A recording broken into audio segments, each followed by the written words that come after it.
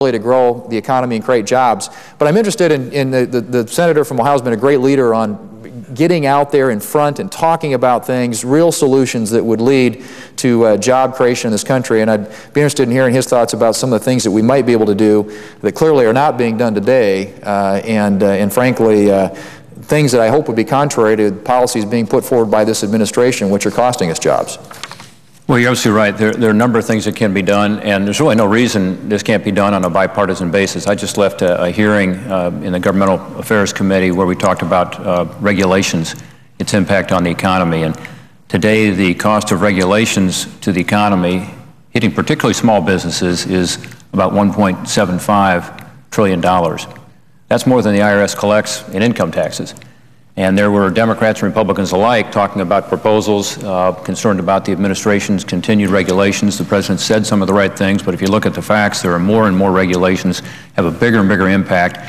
Here in Washington, it's tough to get this under control without changing the law, in my view. So we need to have better process in the agencies to force them to look at cost-benefit analysis, to force them to use the least costly, least burdensome alternative, and so on. So I talked about some legislation we introduced in that area today, as did other, again, Democrats and Republicans alike.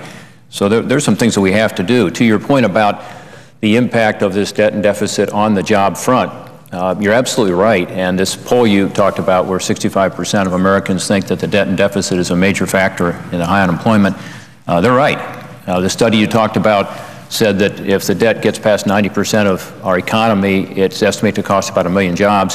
Here's where we are today. 2010, 93%. We're now at about 100%. We'll be at 105% in 2012, next year. So this is what's happening, is that we are going into exactly that period of where our debt is bigger than our whole economy.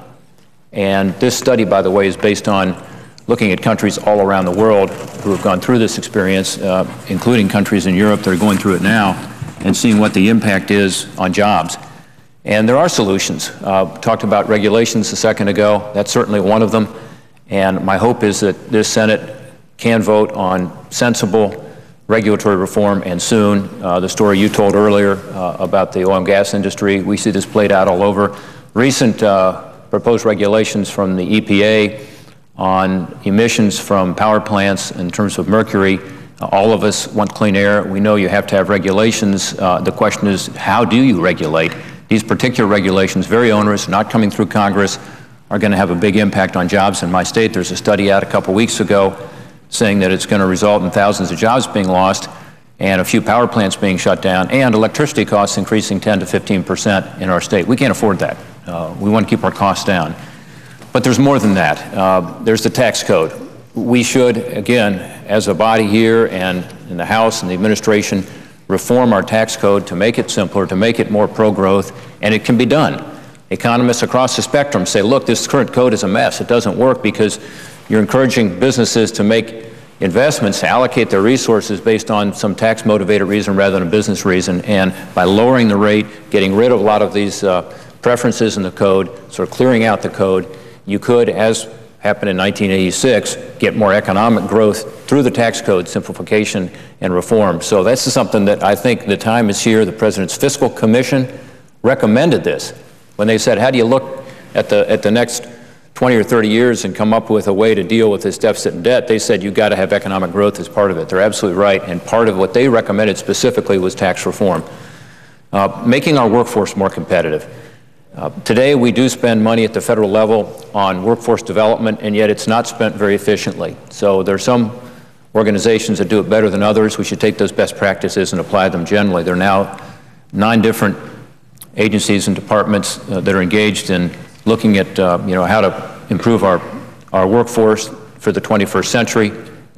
It is a federal program that when it connects directly with businesses works. When it doesn't work well. There's all kinds of opportunities to reform that program. Again, this should be bipartisan. I hear about it all the time from community colleges, from businesses, what's working, what's not working. Flexibility is the key thing I hear. These federal programs have a lot of red tape, a lot of bureaucracy attached to them. Increasing exports. We need to enforce our trade agreements. We need to enforce the international rules. Enforcement is critical, but we also need to open up markets for our products. Every other country in the world is doing it. They're engaged in opening up markets for their products, for their workers, for their farmers, for their service providers. We've been taking a back seat. This is why we need to be much more aggressive in forcing other countries to open their markets to us. If we don't do that, we don't have access to 95% of the consumers in the world, and we're not going to be able to create the jobs that we need. The President has said that if you just were to pass these 3 trade agreements that are out there, you would create over 250,000 new jobs. Think about that. That's something that we ought to do. It's, again, bipartisan. Somehow we can't seem to get through the process of getting these agreements, these 3 relatively small ones that we've already done, through the process. We need to do that and do that right now because of this economic crisis that we face of unemployment and long-term unemployment. This would really help in combination with a more competitive workforce. On energy, another part of our 7-point plan, and again, this is a jobs plan to get us back on track. We've got to use our own resources. Natural gas, places like Ohio and the Dakotas, South and North Dakota have a lot of oil and natural gas, untapped. We now have new technology to be able to tap it. Let's use it. We may have the greatest resource of natural gas in the world based on some of the geologic finds. We need to use that and use it now, and we can help us get less dependent on foreign oil, a dangerous dependency we have now. And finally, healthcare costs. Talked about this earlier. There's some common sense things we can do right now to get healthcare costs down.